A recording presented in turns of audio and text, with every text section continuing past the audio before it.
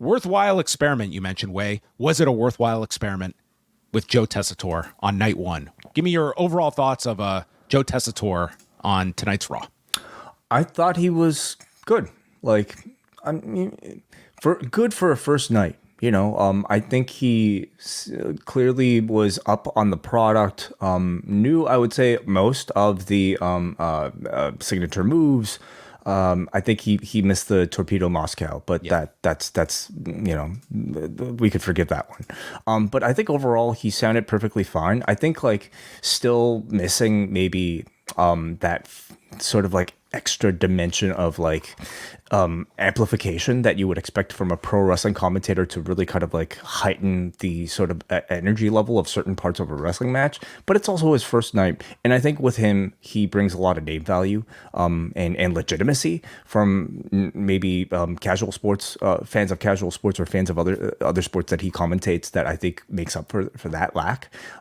Again, it's also his first night, so I think we can say that, like, at least I could say on his first night, I thought he sounded good. So I do look forward to seeing what he evolves into in the future.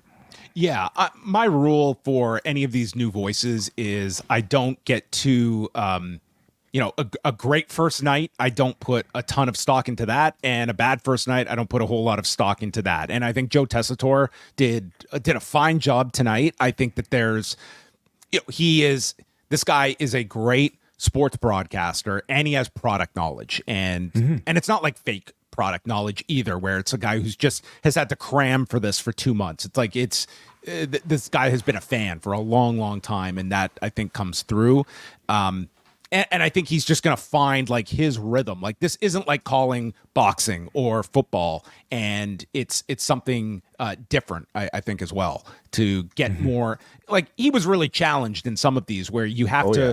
He had to, he had to react to Uncle Howdy and the Wyatt Six. He had to do a super serious injury angle with CM Punk. Like, he had to go all across the board and be able to convey that, which is going to be naturally out of your comfort zone when you're used to just calling traditional sports, and this is a hybrid. But the Punk reaction in particular, I thought he did a really good job of, and I thought he did a good job of it because he didn't feel an urge to overact.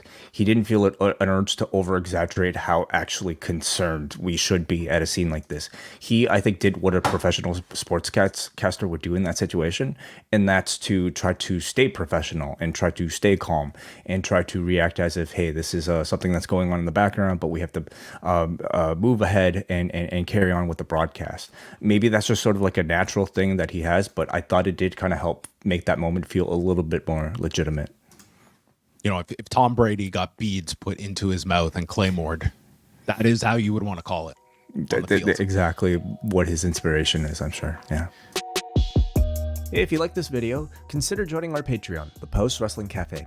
Multiple bonus podcasts every week, ad-free shows, and access to our full archive. Otherwise, a like and subscribe is much appreciated.